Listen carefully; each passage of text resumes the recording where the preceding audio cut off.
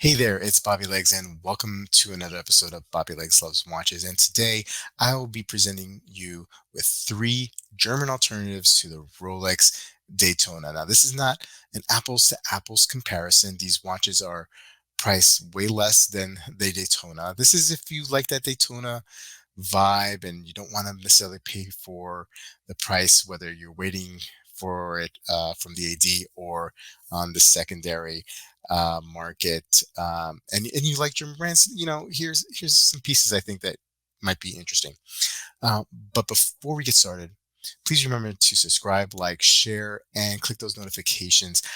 I don't do paid promotions. I don't work with brands, and I feel like that gives me the freedom of thought and expression and opinion when it comes to overall the watch community and brands and whatnot. So your subscription really means a lot to me, and if you've already subscribed, I thank you. Anyway, let's get started here.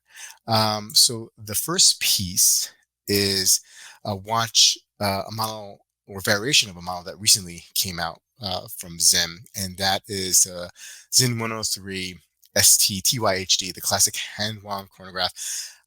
It's a limited edition to 1,000 pieces. Now, ZAIN has been coming out with these last couple of years. I think they've been knocking it out of the park with some of these 103 variations. 41 millimeter lug width. What's different about this one than the recent ones? This is a hand wound version of the Salida 510.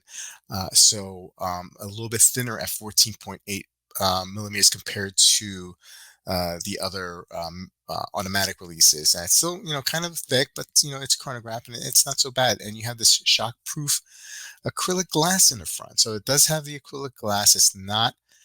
Um, it's not sapphire. This is a kind of a reinterpretation of an older 103, and so I think they went with that acrylic glass to give it that vintage effect. Just under $3,000 for this one. And I think it's a great looking piece.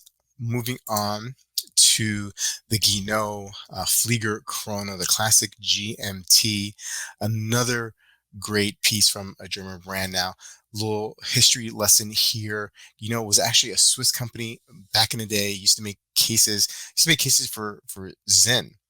And after Helmut ZAIN had sold ZAIN, or when he retired, in retirement he was bored and he purchased or acquired Chrono, moved them over from Switzerland to Germany, and started producing pieces. And they're very, very similar to a lot of the ZAIN watches that he had produced. Again, a great chrono, reverse panda here. Love the way this looks. And although this is more of a Flieger type chrono, not like a racing type, car racing type chrono, I definitely get a Daytona vibe on this one. And lastly, okay, just a little bit of a stretch compared to Daytona, but I wanted to throw this in here from a brand that, especially in the States, you may not have heard of, and that's Union Glashütte. It's actually in the Swatch Group umbrella from Glashütte, along with its brethren, A. Lange & Söhne, which is also a member of the Swatch Group. Probably doesn't have as much autonomy as A. Lange & Söhne, but you're not going to see too many of these here.